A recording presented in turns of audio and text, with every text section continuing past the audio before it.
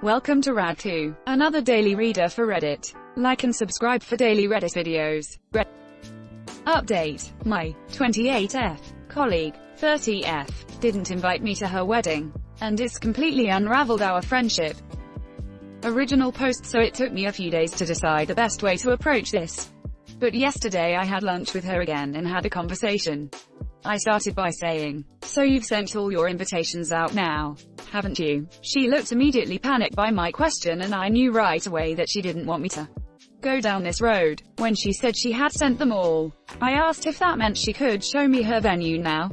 She showed me the website of it, including the photo gallery, and talked me through all about where everything was going to happen.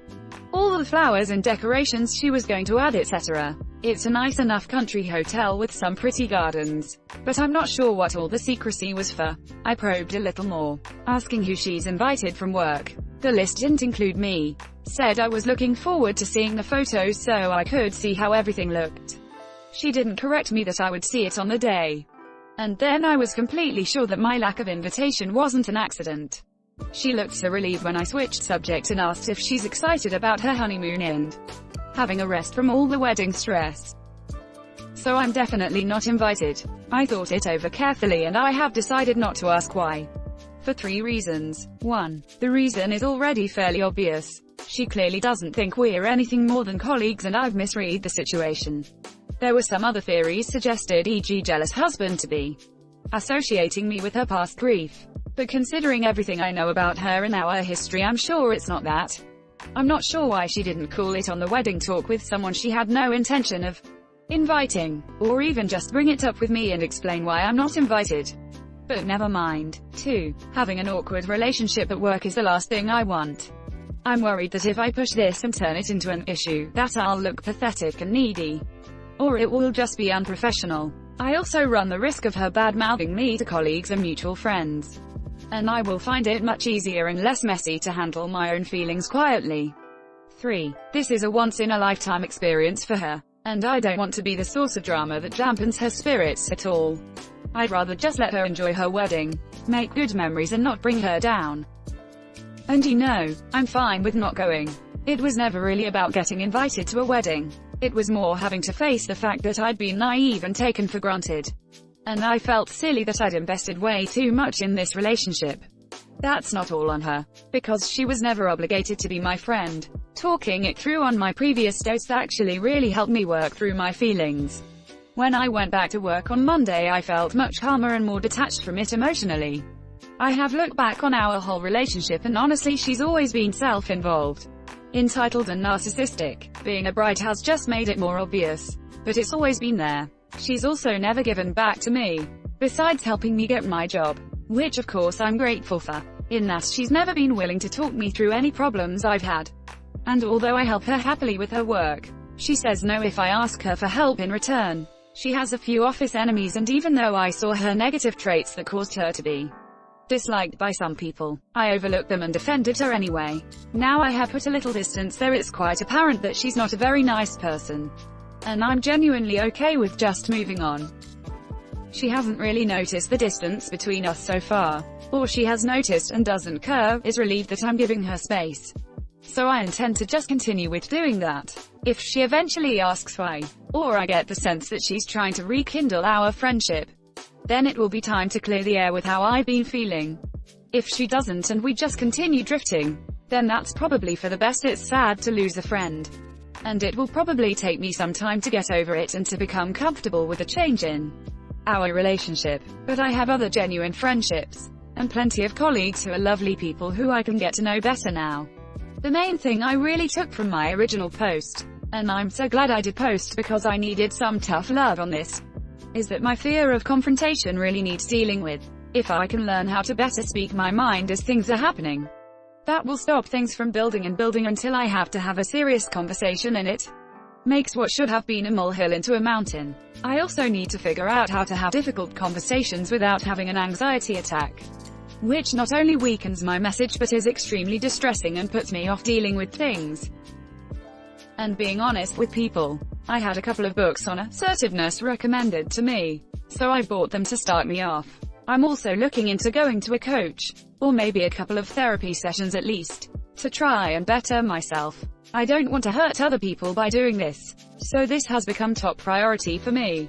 Thank you so much everyone who pointed that out to me. I was aware of it but I didn't think it was a problem and figured I'd just be that way all my life.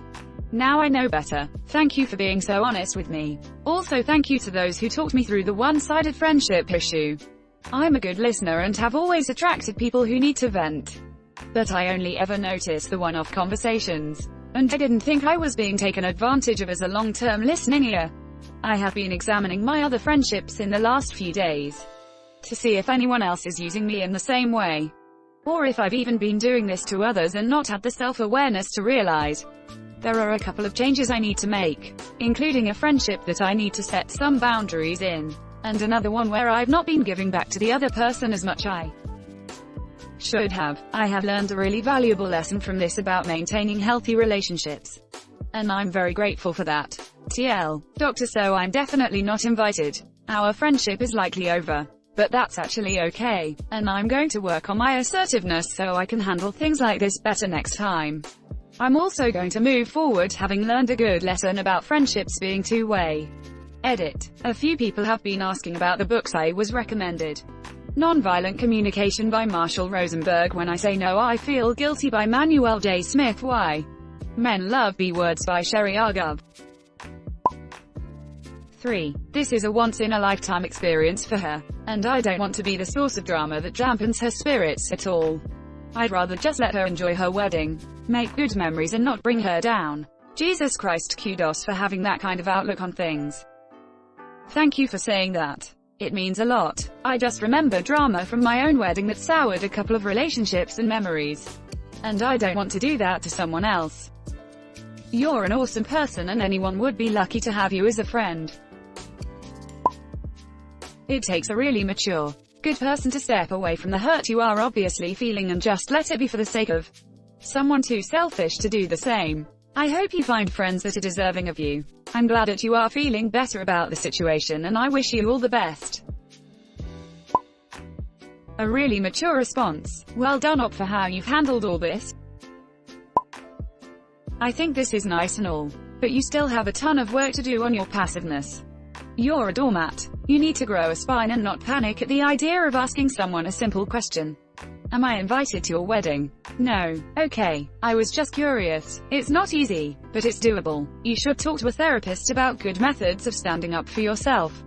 It's not easy during confrontation, but I'm extremely worried at how passive and enabling you are. It's not healthy, and you still need to make that change. You're only losing your friend because you don't have enough confidence in yourself to point out the fact that what she did was rude, even if you're okay with not having an invitation to the wedding. You should point out how inappropriate it was of her to constantly include you in her planning discussions, and how you felt left out because other people at work got invitations and you didn't even get in. Explanation. I admire your attitude of it is what it is, but please work on your self-confidence issues.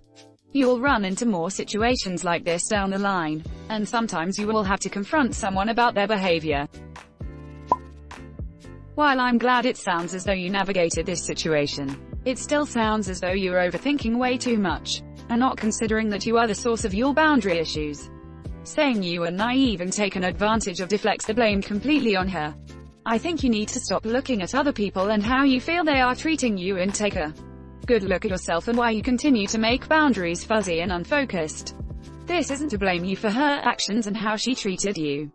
But it sounds as if you had more than a few red flags and big clues about your relationship that you ignored because you were desperate for her to be something more to you. You were, to a large extent, using her for validation, and instead of acknowledging that, you've shifted the blame on her for being a narcissist. You brought up work enemies you believe she has to justify your opinion. You blamed her behavior for a lot of things when you are the source of the issue.